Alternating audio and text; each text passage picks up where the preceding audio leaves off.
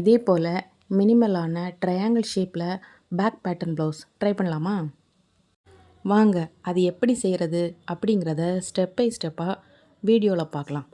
அதுக்கு முதல்ல நீங்கள் பண்ண வேண்டியது பேக் சைடு போர்ஷனை ஃபஸ்ட்டு பேட்டர்ன் போட்டுக்கணும்.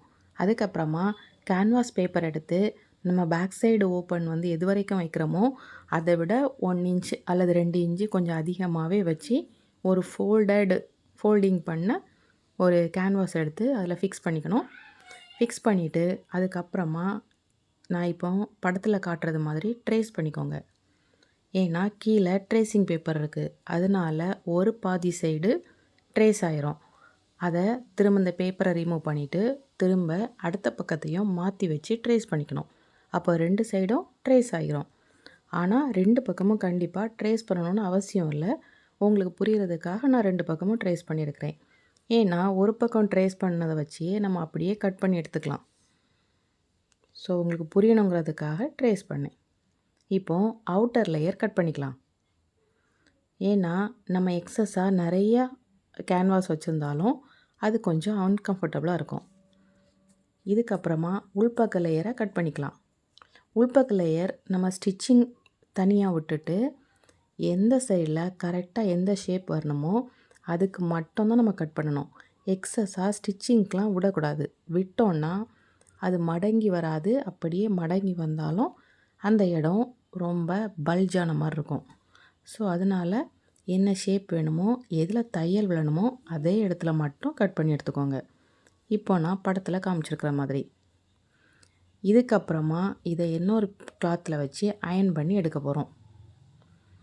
ஸோ அயன் பண்ணி எடுத்ததுக்கு அப்புறமா தான் நம்ம உள்பக்கம் சீமிடுவோம்.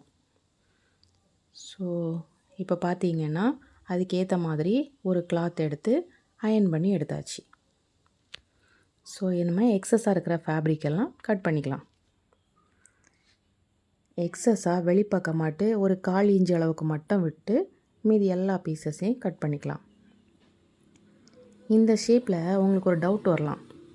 ஏன்னா இதில் மேல் பக்க ஹோல் தனியாக இருக்குது, கீழ்ப்பக்க ஹோல் தனியாக இருக்குது, இடையில எந்த கட்டிங்கும் வரல. அப்படி இருக்கும்போது இந்த கேன்வாஸ் எப்படி உள்பக்கமாக திருப்ப முடியும் அப்படின்னு ஒரு டவுட் வரலாம். இந்த வீடியோவை ஃபுல்லாக பாருங்கள், கண்டிப்பாக புரியும். ஸோ இப்போ நான் அவுட்டர் லேயர் எல்லாத்தையும் ஃபினிஷ் பண்ணி எடுத்துக்கிறேன். வளைஞ்சி வர இடத்துல லைட்டாக க்ராஸ் பண்ணிட்டீங்கன்னா அந்த ஷேப் கரெக்டாக வளைஞ்சி வரும். ஸோ இதே போல் வளைச்சி மெதுவாக சுற்றி எல்லா பக்கத்தையும் ஸ்டிச் பண்ணிக்கோங்க. தையல் போட்டு எடுத்ததுக்கப்புறமா இதை ட்ரெஸ்ஸில் வச்சு தைக்கணும். இப்போது சென்டராக ஒரு கயிறு வைக்கிறோம் அல்லது நாட்டு வைக்கிறோம், கொக்கி வைக்கிறோம் அப்படின்னா இப்போ நீங்கள் சென்டரில் உள்ள எக்ஸஸாக இருக்கிற எல்லா பீஸையும் கட் பண்ணி அப்படியே திருப்பிடலாம். ஆனால் இதில் அப்படி இல்லை. இது இப்போ மேல் பக்கம் வரும்போது கேன்வாஸ் வச்சு திருப்புறது கஷ்டம். ஆனால் கேன்வாஸ் வைக்காமல் நீங்கள் இதே பேட்டர்னை ட்ரை பண்ணிங்கன்னா ஷேப் கரெக்டாக வராது. கொஞ்சம் சுருங்கி வளைஞ்சி என்ன சொல்கிறது, கொஞ்சம் விரிஞ்சு போகிற மாதிரி ஒரு ஃபீல் வரும். நம்ம வச்ச ஷேப்பில் கரெக்டாக இருக்காது. அதுக்காக தான் கேன்வாஸ் வச்சு ஃபிக்ஸ் பண்ணுறது. நார்மலாக தைச்சி மாற்றி எடுத்து தைச்சோன்னா இந்த ஷேப் வராது. ஸோ இப்போது கேன்வாஸ் வைக்கிறதுக்கு முன்னாடி சென்டர் போர்ஷனை மார்க் பண்ணிக்கலாம். நம்ம கிளாத்லேயும் சென்டர் போர்ஷனை மார்க் பண்ணிக்கணும். அதே போல் நம்ம கேன்வாஸ் வச்சு தைச்சிருக்கிற அந்த பீஸ்லேயும் சென்டர் போர்ஷனை மார்க் பண்ணிக்கணும். சென்டர் போர்ஷன் மார்க் பண்ணுறது மேலே மட்டும் இல்லை, கொஞ்சம் கீழ்ப்பக்கம் சென்டராகவும் மார்க் பண்ணிக்கணும். மேல் பக்கத்தில் நாச் பண்ணிடலாம். அதே போல் அது கீழே ஃபிக்ஸ் பண்ணும்போது கொஞ்சம் லெஃப்ட்டு ரைட்டுன்னு மாறி போயிருந்துச்சுன்னா கஸ்டமர் போடும்போது அந்த ஷேப் வித்தியாசமாக இருக்கும். ஸோ அதுக்காக கீழ்ப்பக்கத்துலேயும் எதில் வருதோ கரெக்டாக சென்டர் போர்ஷனை மார்க் பண்ணி எடுத்துக்கோங்க. எந்த விஷயத்தையும் ரசித்து பண்ணால் தான் அதோட எஃபெக்ட் நல்லாயிருக்கும். நம்ம சும்மா ஏனோ தானோன்னு அப்படியே வச்சு தைச்சிட்டோன்னு வச்சுக்கோங்க, அது ஃபினிஷிங் நீட்டாக வராது. அதனால் கொஞ்சம் மெனக்கடல் வேண்டி தான் இருக்கும். ஃபினிஷிங் அதை கஸ்டமர் போட்டு பார்த்துட்டு அவங்க சாட்டிஸ்ஃபைடாக கொஞ்சம் ஹாப்பியாக ஃபீல் பண்ணுவாங்கல்ல, அந்த ஃபீலிங்ஸே வேறு தான். ஸோ அதுக்காக இந்த சின்ன சின்ன விஷயங்கள், சின்ன சின்ன நுணுக்கங்கள், சின்ன சின்ன டெக்னிக்ஸ்கள் அதுக்காக கொஞ்சம் மெனக்கடல் வேண்டியதாக இருக்குது. இதுக்கப்புறமா இதை நம்ம திருப்பி எடுத்து தைக்கும்போது கூட ஹெம்மிங் பண்ணாமல் அந்த லைனிங் கிளாத்லேயே எப்படி தைக்கிறதுங்கிறத சொல்லித்தரேன். ஸோ இப்போ நம்ம எல்லா இடமும் ஃபிக்ஸ் பண்ணியாச்சு. இப்போது அந்த கேன்வாஸில் படாமல் அந்த உள்பக்க துணியிலையும் படாமல் சென்டராக ஒரு லைன் போட்ட மாதிரி அந்த கேன்வாஸை ஒட்டினாப்பில் ஸ்டிச்சிங் பண்ணுற மாதிரி தைச்சி எடுத்துக்கோங்க. நம்ம கேன்வாஸை விட்டு ரொம்ப உள்பக்கமாக தைச்சாலும் அந்த ஷேப் கரெக்டாக வராது. கேன்வாஸுக்கு மேலே தைச்சாலும் ஷேப் பர்ஃபெக்டாக வராது. அதனால் கேன்வாஸ்லேருந்து பக்கத்தில் ஒட்டினாப்பில் தைக்கணும். அதுக்காக தான் உங்களுக்காகவே கொஞ்சம் ஜூம் பண்ணி காமிக்கிறேன். இதே போல் மெதுவாக அந்த கேன்வாஸை ஒட்டி இதே போல் தைச்சி எடுத்துக்கோங்க. இப்போ நம்ம மேலே உள்ள அந்த போட் நெக்குக்குள்ளே போர்ஷன் தான் நம்ம கம்ப்ளீட் பண்ணியிருக்கோம். இதுக்கப்புறமா தான் அந்த ட்ரையாங்கிள் ஷேப்பில் உள்ளதுக்கு கம்ப்ளீட் பண்ண போகிறோம்.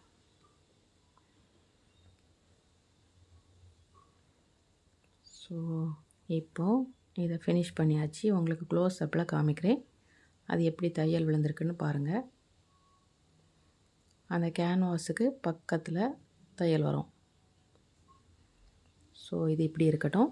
இதுக்கப்புறமா அந்த ட்ரையாங்கிள் போர்ஷனை கம்ப்ளீட் பண்ணுவோம்.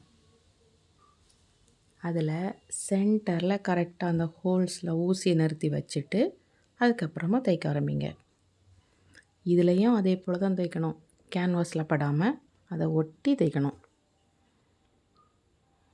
அந்த கார்னர் வரும்போது அந்த ஊசியை நிப்பாட்டி அதை ஸ்டாப் பண்ணி வச்சுட்டு அதுக்கப்புறமா தான் டர்ன் பண்ணணும்.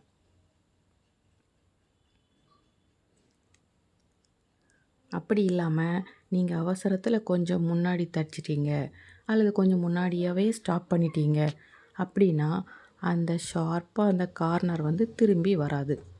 அதுக்காக தான் இந்த டெக்னிக். இது இதுக்கு மட்டும்னு இல்லை. இப்போது ஸ்கேலப் டிசைனாக இருக்கட்டும், வேறு எந்த டிசைனாக இருக்கட்டும், டேர்னிங் பாயிண்ட் வரும்போது இந்த மாதிரி நீடில் ஊனி வச்சுட்டு அதுக்கப்புறமா திருப்பி தைங்க.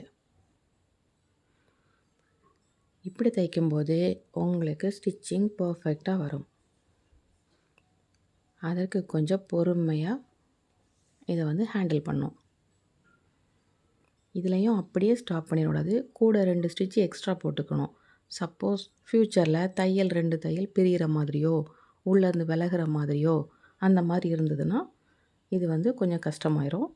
அதனால் அந்த கார்னர் வந்ததுக்கப்புறம் கூட 2 தையல் எக்ஸ்ட்ரா போட்டுக்கோங்க. இதுக்கு அடுத்து சென்டர் போர்ஷனில் சென்டராக ஒரு ஹோல் மாதிரி மார்க் பண்ணி அதை கட் பண்ணி எடுத்துக்கோங்க. கட் பண்ணி எடுத்ததுக்கப்புறமா அந்த உள்பக்கமாட்டு ஒரு 1/4 இன்ச் அளவுக்கு மட்டும் கிளாத் விட்டு மீதி எல்லா இடத்தையும் கட் பண்ணிவிடுங்க. அந்த கார்னர்லையும் நல்லா ஷார்ப்பாக உள்ள வரைக்கும் கட் பண்ணணும். அதுக்காக தான் நான் அந்த கார்னர் வரைக்கும் கட் பண்ணிடுறேன். இதுக்கப்புறமா அந்த 3 ட்ரையாங்கிள் ஷேப்லேயும் எக்ஸஸாக இருக்கிற பீஸை கட் பண்ணி எடுத்துக்கோங்க. இந்த படத்தில் காமிக்கிற மாதிரி கொஞ்சம் பொறுமையாக மெதுவாக அந்த கார்னர் வரைக்கும் கட் பண்ணிவிட்டு அதுக்கப்புறமா எக்ஸஸாக இருக்கிற பீஸெல்லாம் கட் பண்ணிவிடுங்க. எக்ஸஸாக இருக்கிற ஃபேப்ரிக்கெல்லாம் கட் பண்ணதுக்கப்புறமா இதே போல் சின்ன சின்ன நாச்சஸ்லாம் கொஞ்சம் கிராஸாக கொடுத்துக்கோங்க. நேரே கொடுத்தீங்கன்னா அது வளைவு வரும்போது கொஞ்சம் பெருசாக இருக்கும். அந்த துணி கரெக்டாக திரும்பாது. அதனால் கொஞ்சம் கிராஸாக கொடுத்தீங்கன்னா ஈஸியாக திரும்பி வரும். இதுக்கப்புறம் ரொம்ப முக்கியமான பொசிஷன் என்னென்னா, இப்படி இடையில கிராஸ் பண்ணால் மட்டும்தான் கீழ்ப்பக்க போர்ஷன் தனியாக மடக்க முடியும், மேல் பக்க போர்ஷன் தனியாக மடக்க முடியும். இவ்வளோ நேரமும் நீங்கள் யோசிச்சுட்டு இருந்தது எல்லாமே கரெக்டு தான். ஏன்னா சென்டரில் நம்ம கொக்கி வைக்க போகிறதில்ல, கயிறு வைக்க போகிறதில்ல, எதுவும் வைக்க போகிறதில்ல. அதனால் கீழ்ப்பக்க போர்ஷன் தனியாகவும் மேல் பக்க போர்ஷன் தனியாகவும் திருப்பி எடுக்க போகிறோம்.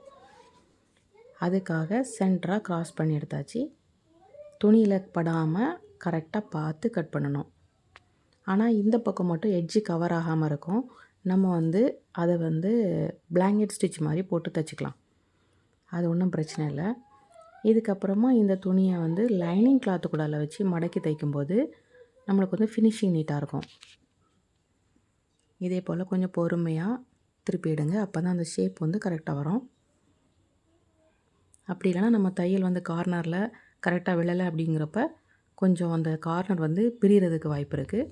அதனால் மெதுவாகவே திருப்பி எடுத்துக்கோங்க. இதே போல் மேல் பக்கமும் இப்படி வச்சு ஒரு வாட்டி அயர்ன் பண்ணிட்டீங்கன்னா ஃபினிஷிங் நீட்டாக இருக்கும். ஸோ இப்போவே ஷேப் வந்து கிளியராக வந்துடுச்சு. பார்த்தீங்கன்னா உங்களுக்கே தெரியும் ட்ரையாங்கிள் ஷேப் வந்து எவ்வளோ நீட்டாக பர்ஃபெக்டாக வந்திருக்குன்னு சொல்லி. இதுக்கப்புறம் எக்ஸ்ட்ரா இருக்கிற அந்த கிளாத்தை லைனிங் ஃபேப்ரிக்கோட இன்விசிபிளாக எப்படி ஸ்டிச் பண்ணுறதுங்கிறத பார்க்கலாம்.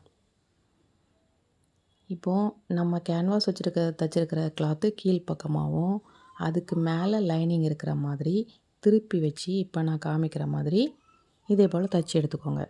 அந்த வளைவு வர்ற பக்கத்தில் மட்டும் கொஞ்சம் கஷ்டமாக இருக்கும். நீங்கள் கொஞ்சம் ஸ்டாப் பண்ணி செய்தீங்கன்னா ஈஸியாக இருக்கும். அப்படி வராட்டியும் அந்த வளைவான பக்கத்தில் ரொம்ப வளைக்காமல் துணியெல்லாம் பிடிச்சி இழுக்காமல் அப்படி நேரே தைச்சிட்டு வந்துடுங்க. இப்போ எப்படி தைக்கிறேன்னு சொல்லி கொஞ்சம் மெதுவாக நிறுத்தி பாருங்கள். இது ரெண்டுமே ஒயிட் கலர் கிளாத் அப்படிங்கிறதுனால உங்களுக்கு அது கிளியராக தெரியலை. உங்களுக்கு புரியலைன்னா இதுக்கு முன்னாடி வேறு வீடியோஸ்லேயும் இதே போல் கேன்வாஸ் வச்சு ஃபினிஷ் பண்ணுற எல்லா வீடியோஸ்லேயும் இதே டெக்னிக் தான் ஃபாலோ பண்ணியிருக்கேன். ஸோ முடிஞ்சால் அதை வேணால் பாருங்கள். இது நான் வீடியோ எடுக்கிறப்ப அது கிளாரிட்டியை நான் செக் பண்ண மாட்டேன். அதனால தான் உங்களுக்கு கிளியராக தெரியலை. ஆனால் இப்படி தைச்சி நம்ம ஃபினிஷ் பண்ணும்போது நம்ம வந்து லைனிங் பீஸை எதுவும் பண்ணக்கூடாது. இதே போல் மெயின் பீஸை வேணால் திருப்பி உள்பக்கமாக வச்சுக்கலாம். ஏன்னா நம்ம வந்து அது பதிஞ்சு இருக்கணும். கேன்வாஸ் பேப்பரும் அந்த லைனிங் கிளாத்தும் பதிஞ்சு இருந்தால் தான் அது வந்து நம்ம திருப்பி எடுக்கும்போது உள்பக்கம் சுருக்கம் எதுவும் இல்லாமல் இருக்கும். ஸோ இதில் புரியுதான்னு பாருங்கள். இப்போ பார்த்திங்கன்னா உள்பக்கம் மட்டும் ஃபினிஷ் பண்ணி எடுத்தாச்சு. இப்போ மேல் பக்கம் போட் நெக்கையும் இதே போல் ஃபினிஷ் பண்ணி எடுத்துக்கலாம். இதுக்கு இடையில் உள்ளதுக்கு மட்டும் கொஞ்சம் தையல் போடுற மாதிரி இருக்கும். ஸோ உங்களுக்கு தெரிஞ்ச ஏதாவது ஸ்டிச் வச்சு அதை வந்து கம்ப்ளீட் பண்ணிக்கோங்க. இதுக்கப்புறம் நம்ம சைடெல்லாம் தைச்சி எடுத்து ஃபினிஷ் பண்ணலாம். இது நான் ஆல்ரெடி தைச்ச ப்ளவுஸ் பார்ட் அப்படிங்கிறதுனால அது எப்படி தைக்கணுங்கிறத ஃபுல் வீடியோவாகவே அப்லோட் பண்ணிகிட்ருக்கேன். நம்ம பேக் சைடு நெக் மட்டும் தான் உங்களுக்கு தேவைன்னா பேக் நெக் மட்டும் கம்ப்ளீட் பண்ணிக்கோங்க. ஸோ இதுக்கப்புறமா நம்ம ஃப்ரண்ட்லேயும் கொக்கி வைக்கிற இடத்துல வந்து 2 இன்ச்சு கிளாத்தும் அதுக்கு ஆப்போசிட் சைடு வந்து 4 இன்ச்சு கிளாத்தும் எடுத்துக்கணும். எடுத்து இதே போல் பீஸை வந்து கட் பண்ணி ஜாயின் பண்ணிக்கணும். ஆனால் ஜாயின் பண்ணுறதுக்கு முன்னாடி முன்பக்க கழுத்து உயரம் கரெக்டாக இருக்கான்னு செக் பண்ணிக்கிட்டு ஜாயின் பண்ணணும். ஏன்னா கொஞ்சம் முன்ன பின்ன மேலே கீழே வந்துச்சுன்னா அது தைக்கும்போது கொக்கி வச்சதுக்கப்புறமா கொஞ்சம் கேப் விழுற மாதிரி இருக்கும். அதெல்லாம் ஃபினிஷ் பண்ணிவிட்டு அதுக்கப்புறமா தான் நம்ம இதை வந்து தைக்கணும். இப்போது கொக்கி சைடு வந்து தைச்சி முடித்தாச்சு. இப்போ அடுத்த பக்கம் பார் கட்டுறதுக்காக ஸ்டிச் பண்ணுறோம். இதுக்கு 4 இன்ச்சு கிளாத் எடுத்துருக்கிறேன். 4 இன்ச்சு கிளாத்தை 2 வாட்டி ஃபோல்டு பண்ணி இதே போல் தைச்சி எடுத்துக்கணும். பார் கட்டுறதுக்கு அதிலையே வி மாதிரி கட் பண்ணி ஸ்டிச் பண்ணிங்கன்னா அது வந்து போக போக ரொம்ப நாள் யூஸ் பண்ணும்போது அது ஒரு மாதிரி கிழிஞ்சி போகிற மாதிரி ஒரு ஃபீலாக இருக்கும். நம்ம கொக்கி ஒழுங்க மாட்டாமல் அந்த கொக்கி வந்து அந்த ஓட்டையில் விழுந்த மாதிரி இருக்கும். அதனால் இதில் வந்து தனியாக நூல் வச்சு எம்ப்ராய்டரி மாதிரி போட்டுக்கோங்க. ஸோ அதுதான் ஸ்ட்ராங்காக இருக்கும். இப்போது பின்பக்க கழுத்துக்கு கேன்வாஸ் வச்சோம். ஆனால் முன்பக்க கழுத்துக்கு எந்த கேன்வாஸும் இந்த டிசைனுக்கு தேவையில்லை. அதனால் கிராஸ் பீஸ் கட் பண்ணி பயாஸ் ஸ்ட்ரிப்பில் வச்சு நம்ம நார்மலாக ப்ளவுஸுக்கு தைச்சி எடுக்கிற மாதிரி நல்ல பக்கத்தில் கிராஸ் பீஸை வச்சு அதை கெட்ட பக்கத்தில் திருப்பி வச்சு தைச்சி எடுக்கணும். ஸோ அதனால தான் கொஞ்சம் வீடியோவை ஃபாஸ்ட்டாக மூவ் பண்ணிட்டேன். இதே போல் தைச்சி எடுத்து இதை ஹெம்மிங் பண்ணிங்கன்னா தான் இதை பேக் சைடு போர்ஷன் கூடல வச்சு கம்ப்ளீட் பண்ண முடியும். ஏன்னா ஷோல்டர் பக்கத்தில் நம்ம ஜாயின் பண்ணும்போது அந்த கிளாத்லாம் இன்விசிபிளாக இருக்கணும். அதுக்காக இதை வந்து ஃபினிஷ் பண்ணி எடுத்தால் தான் அதை முடிக்க முடியும். எக்ஸஸாக இருக்கிற ஃபேப்ரிக்கெல்லாம் கட் பண்ணிவிட்டு இதை உள் பக்கமாக மடக்கி வச்சுட்டு பேக் சைடு ஷோல்டரை பேக் சைடையும் ஃப்ரண்ட் சைடையும் ஷோல்டர் ஜாயின் பண்ணிக்கலாம். ஷோல்டர் ஜாயின் பண்ணுறது எப்படின்னு ஏற்கனவே நிறைய வீடியோவில் சொல்லியிருக்கிறேன். தெரியலைன்னா இதை கொஞ்சம் ஸ்லோ பண்ணி வச்சு பாருங்கள். இப்போ நம்ம இந்த எக்ஸ்ட்ரா ஃபேப்ரிக் எல்லாமே உள் பக்கமாக போயிடும், இன்விசிபிள் ஆயிரும். இதுக்கப்புறம் கீழே முதுகு பக்கத்தில் கீழ்ப்பக்கத்தை மடக்கி வச்சு தைச்சிக்கலாம். நம்ம எதில் லைன் பண்ணியிருக்கோமோ, எதில் மார்க் பண்ணியிருக்கோமோ அதில் வர மாதிரி கரெக்டாக பின் பண்ணி வச்சுட்டு தைக்க ஸ்டார்ட் பண்ணுங்கள்.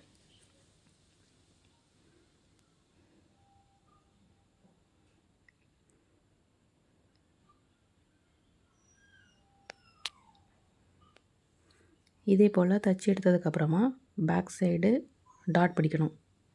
அதுவும் நம்ம எதில் மார்க் பண்ணியிருக்கோமோ அதே இடத்துல மார்க் பண்ணி டாட் பிடிச்சிக்கோங்க. ஸோ எவ்வளோ ஹைட்டுக்கு நம்ம மார்க் பண்ணியிருக்கோம் அப்படிங்கிறத கணக்கு பண்ணி அதையும் தைச்சி எடுத்துக்கோங்க. தைச்சி எடுத்ததுக்கப்புறமா ஸ்லீவ் ஜாயின் பண்ணோம். அது ஏற்கனவே இதுக்கு முந்தின வீடியோலையும் ஸ்லீவ் ஜாயின் பண்ணுறதை காமிச்சிருக்கிறேன்.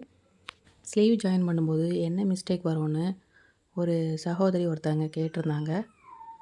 ஆம்ஹோல் பக்கத்தில் கைப்பக்கம் ஜாயின் பண்ணும்போது மேலே கீழே வருது, சின்ன வேரியேஷன் இருக்குது அப்படின்னு சொல்லி. அது எப்படிங்கிறத நான் இதுக்கு முந்தின வீடியோலையும் காமிச்சிருந்தேன். சப்போஸ் அந்த வீடியோ யாராவது பார்க்கலன்னா இந்த வீடியோவில் தான் பார்க்குறீங்கன்னா இதை செக் பண்ணிக்கோங்க. இப்போ எனக்குமே தைக்கிறப்ப ஒரு பக்கம் கை கொஞ்சம் எக்ஸஸாக இருக்குது. அது ஏன்னா நம்ம பட்டி ஜாயின் பண்ணுறதா இருந்திருக்கலாம், அல்லது நம்ம கீழ்ப்பக்கம் மடக்கி தைச்சதாக இருக்கலாம். ஏதோ ஒரு ரீசன்னால் இப்படி ஆயிரும். அப்போது லாஸ்ட் நம்ம ஃபினிஷ் பண்ணுறதுக்கு முன்னாடி இப்படி எக்ஸஸாக இருக்கிறத கட் பண்ணி எடுத்துகிட்டு அதுக்கப்புறம் ஸ்லீவ் ஜாயின் பண்ணோன்னா நம்மளுக்கு அந்த ப்ளஸ் சிம்பிள் கரெக்டாக வரும். ஏன்னா ஜாயின் பண்ணதுக்கப்புறமா நம்ம திருப்பி பார்த்தோன்னா அந்த ட்ரெஸ்ஸில் ப்ளஸ் மாதிரி ஒரு சிம்பிள் வரணும். அதுக்காக சைட் ஜாயின் பண்ணும்போது கரெக்டாக இருக்கான்னு செக் பண்ணிவிட்டு அதுக்கப்புறமா ஸ்டிச் பண்ண ஆரம்பிங்க. இதுக்கப்புறமா தைக்க முடியாத இந்த சென்டராக உள்ள போர்ஷனை நம்ம தையல் மூலமாக கை தையல் மூலமாட்டு ஜிக்ஸாக் மாதிரி தைச்சி எடுத்துக்கலாம். ரெண்டு பக்கமும் இதே போல் ஜாயின் பண்ணி தைச்சிட்டு லாஸ்ட்டாக ஃபினிஷ் பண்ணும்போது அந்த நூலை மட்டும் டைட் பண்ணிங்கன்னு வச்சுக்கோங்க. இது எதுவுமே ஸ்டிச்சஸ் எதுவும் தெரியாமல் அது கம்ப்ளீட்டாக ஹீல் ஆயிரும். இதுக்கப்புறமா கொக்கி வைக்கிறதுக்கு மார்க் பண்ணிக்கலாம். பட்டி ஜாயின் பண்ணுற இடத்துல ஒன்று, அப்புறமா கீழ் பக்கம் ஒன்று, அப்புறம் இடையில ஒரு டாட் இருக்குல்ல அதில் ஒன்று, அதுக்கப்புறம் மேல் பக்கம் ஒன்று. இது எல்லாமே ரொம்ப முக்கியமானது. அதுக்கு இடையிலே உங்களுக்கு பக்கத்தில் வேணும் அப்படின்னா வச்சுக்கலாம். இதுக்காக நான் ஒரு பெரிய நீடில் எடுத்திருக்கேன். அந்த நீடில் வச்சு என் மார்க் பண்ண இடத்துல ஹோல் போட்டுட்டு அதுக்கப்புறமா அதில் அந்த ஹூக்கை இன்சர்ட் பண்ணோம். ஹூக்கை இன்சர்ட் பண்ணி திருப்பி எடுத்ததுக்கப்புறமா ஸ்டிச்சஸ் போட ஆரம்பிக்கணும். இதுக்கப்புறமா எம்ப்ராய்டரி மாதிரி பிளாங்கெட் ஸ்டிச் போட்டு இந்த கொக்கியில் கீழே 2 ஹோல்ஸையும் ஃபினிஷ் பண்ணிக்கலாம். அது எப்படி தைக்கிறதுங்கிறத இந்த வீடியோவில் கிளியராக பாருங்கள். இப்போ கொக்கி வச்சு முடித்தாச்சு. இனிமேல் அந்த கொக்கி மாட்டுறதுக்காக நூல்லையே நம்ம பார் மாதிரி கட்டுறோம். அது எப்படி கட்டுறது, எம்ப்ராய்டரி மாதிரி எப்படி போடுறது அப்படிங்கிறத இந்த டிப்ஸில் பாருங்கள். ஒரு டபுள் ஸ்டாண்ட்ஸாக நூல் எடுத்துகிட்டு 2 பக்கமும் ஊசியோட ஒரு பக்கம் விட்டு இன்னொரு பக்கம் எடுக்கும்போது 4 ஸ்டாண்ட்ஸாக இருக்கும். அந்த 4 ஸ்டாண்ட்ஸாக நூலை ஒரு 3 லேயர் வர மாதிரி வச்சுட்டு அதே போல் பிளாங்கெட் ஸ்டிச் போட்டு ஃபினிஷ் பண்ணோம். இப்போது ட்ரெஸ்ஸு கம்ப்ளீட் பண்ணியாச்சு. கொக்கியெல்லாம் மாட்டியாச்சு, பார் கட்டியாச்சு. இதுக்கப்புறம் அவுட்லுக் எப்படி இருக்குது, ஃபைனல் லுக் எப்படி இருக்குன்னு நீங்களே பாருங்கள். இந்த அவுட்புட் பார்த்ததுக்கப்புறமா கஸ்டமருமே ரொம்ப ஹாப்பியாக ஃபீல் பண்ணாங்க. அவங்க இது வரைக்கும் கிராஸ் கட் ப்ளவுஸ் தான் போட்டிருக்காங்க. ஸோ நேர்கட்லேயும் கப் ஷேப் கரெக்டாக ப்ளவுஸ் ஃபிட்டிங்காக பர்ஃபெக்டாக இருந்தது. பேக் சைடுமே இந்த கீஹோல் ஷேப் எப்படி இருக்குமோ, ரொம்ப பெருசாக இருக்குமோ அந்த மாதிரிலாம் யோசித்தாங்க. ஆனால் போட்டு பார்த்ததுக்கப்புறமா அவங்களுக்கு ரொம்பவே பிடிச்சிருந்து. இதே போல் சின்ன சின்ன வேரியேஷனில் பேக் சைடு நெக்கு ஸ்காலப் மாதிரி அந்த மாதிரிலாம் அடுத்த ப்ளவுஸில் கேட்டிருக்காங்க. இதுக்கப்புறம் உள்ள ப்ளவுஸில் அதே போல் தைக்கணும். இப்போ இதில் மினிமலாக குவார்ட்டர் ஸ்லீவ் சின்ன ஸ்லீவ் வச்சுருக்கிறேன். ஃப்ரண்ட்டில் யூ நெக்கு, பேக் சைடில் boat neck with keyhole triangle shape. So இந்த மாதிரி பேட்டர்ன் போட்டு தைக்கும்போது பேக் சைடு ஃபினிஷிங் பர்ஃபெக்டாக நீட்டாக வரும். நீங்களும் இதே டெக்னிக்கை ஃபாலோ பண்ணி புதுசாக ட்ரை பண்ணி பாருங்கள். பிகினர்ஸாக இருக்கிறம்போது உங்களுக்கு எதாவது டவுட் இருந்ததுன்னா கமெண்டில் கண்டிப்பாக கேளுங்க. உங்களுக்கு நான் கிளாரிஃபை பண்ணுறேன். So thank you. இந்த ப்ளவுஸ் பேட்டர்ன் எப்படி இருக்குது அப்படிங்கிறத கண்டிப்பாக மறக்காமல் சொல்லிட்டு போங்க. சேனலை சப்ஸ்கிரைப் பண்ணிங்கன்னா இதே போல் நிறைய பேட்டர்ன் ப்ளவுஸ் உங்களுக்காக வந்துக்கிட்டே இருக்குது.